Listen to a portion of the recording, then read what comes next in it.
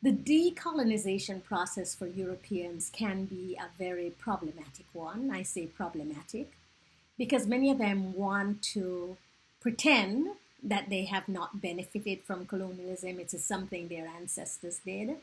Many of them say, well, I didn't enslave anyone because they refuse to understand white privilege and how white privilege has pervaded and exists in the world today.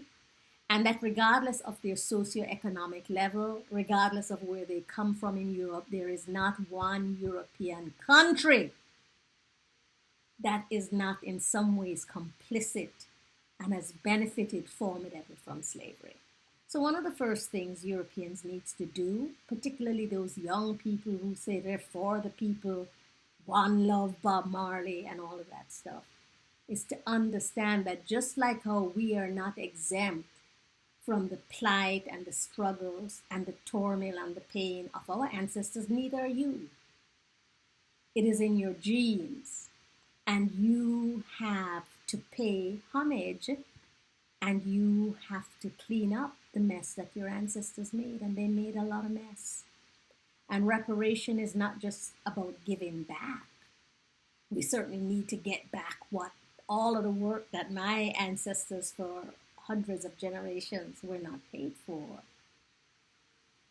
But you need to understand why it's important to give us back. You need to understand why our poverty, the level of poverty that you experience in the Caribbean and in Africa that you think is exotic and somehow nice for people to be poor and suffering and strong and to be able to make this wonderful music, that is still as a result of slavery and colonialism. So the first thing is acknowledgement. Get over yourself, get over your guilt. We don't want your guilt, it doesn't help us. But you have to start there. And just like you need to study your history. You need to know what was done so you can have more empathy for Africans in their plight to stand on their own 2 feet. You need to understand how hard we work so you don't let come out of your mouth that we were lazy and shiftless and lack skills, because Africans were smelting iron before the Europeans. We were bathing and being clean. That's why the perfume was invented in France, because they were. So the process of decolonization is a shared process between black and white people, between black people in the diaspora and Europeans. It is a joint responsibility that must be taken on fully by both. And there has to be some commonality or some meeting of ground to understand what redress means for us as black people and what it means for you, your own salvation, the cleansing of your soul and your spirit. And there are many sources. You don't have to go far. The internet provides you with many scholars, African scholars, who have studied this thing that we are trying to come from under, and who can begin to teach you to see with new eyes, and to, more importantly, to understand the history, and therefore understand your role and your complicity in it, to begin to see the ways that you continue to benefit and profit from colonialism without stepping back and creating space for someone else. So this is a journey. It's a journey.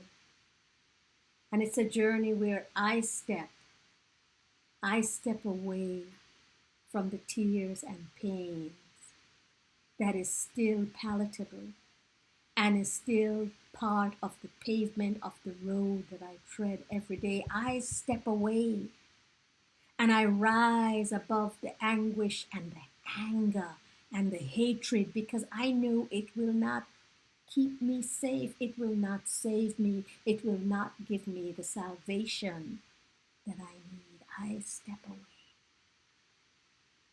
And I poured in a basin the tears and the pains of my ancestors, and I pour libation, I pour white rum, and I offer clean, pure water for my ancestors, and I sing their praises, and I say, let us be free, let us be free, release this pain, release this pain.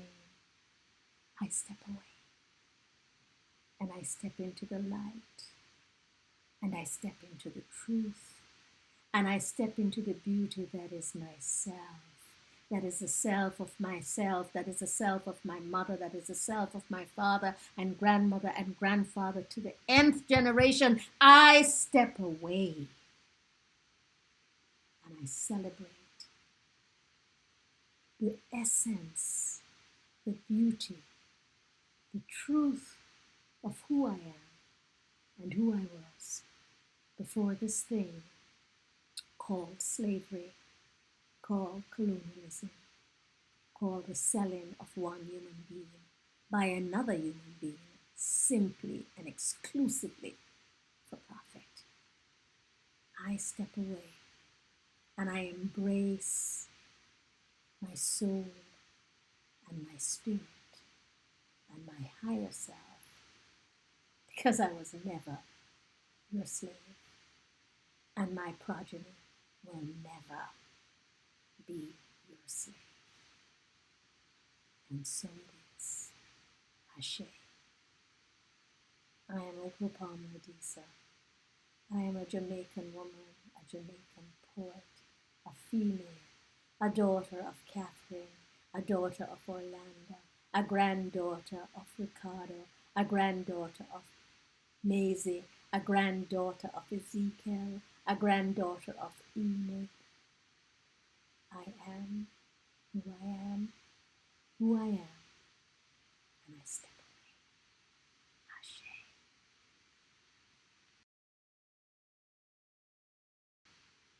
Every Black person is responsible to decolonize their minds, and one of the first steps towards that is studying our history, and our history way before enslavement and slavery.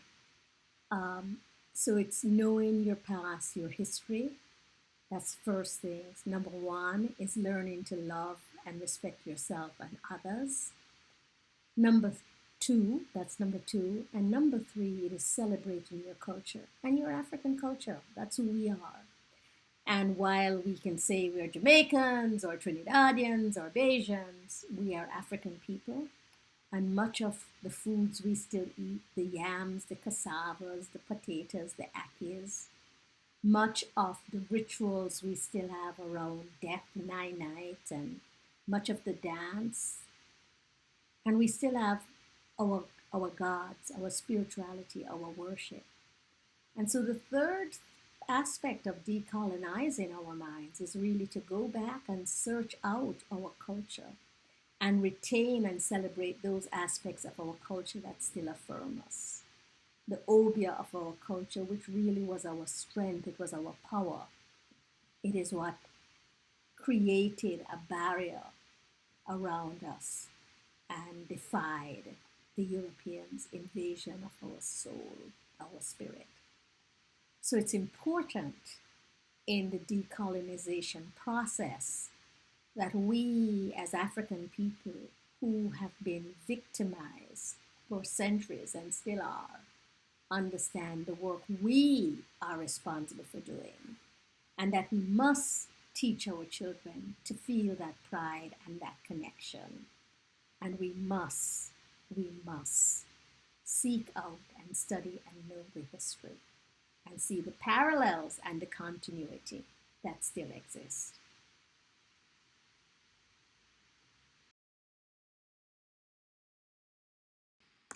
I'm reading now several important quotes from How Europe Underdeveloped Africa by Walter Rodney, who was a formidable scholar from the Caribbean, Guyana specifically, lived and taught at the University of the West Indies, Mona, and actually stirred an important revolt in 1968 when he was banned and the university students and the rest of the population said, no, it's time for Black people. And so I am sharing some of his important quotes.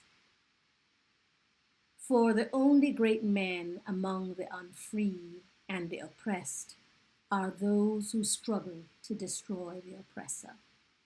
Walter Rodney, How Europe Underdeveloped Africa.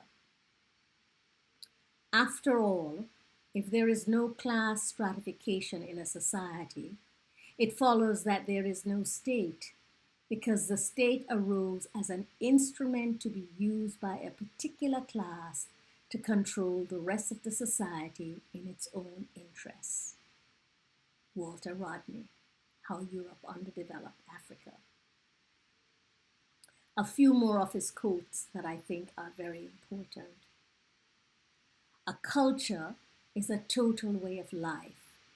It embraces what people ate and what they wore, the way they walked and the way they talked, the manner in which they treated death and greeted the newborn. From Walter Rodney, How Europe Underdeveloped Africa. And then this final quote for him. Many guilty consciences have been created by the slave trade. Europeans know that they carried on the slave trade, and Africans are aware that the trade would have been impossible if certain Africans did not cooperate with slave ships. To ease their guilty conscience, Europeans try to throw the major responsibility of the slave trade on the Africans. One major author on the slave trade, appropriately titled Sins of Our Fathers, explained how many white people urged him to state that the trade was the responsibility of African chiefs, and that Europeans merely turned up to buy captives, as though without Europeans' demand there would have been any captives sitting on the beach by the millions. Issues such as these and those are not the principal concern of this study, but they can be correctly approached only after understanding that Europe became the center of a worldwide system, and that it was European capitalism which set slavery and the Atlantic slave trade in motion. From Walter Rodney's very seminal work, How Europe Underdeveloped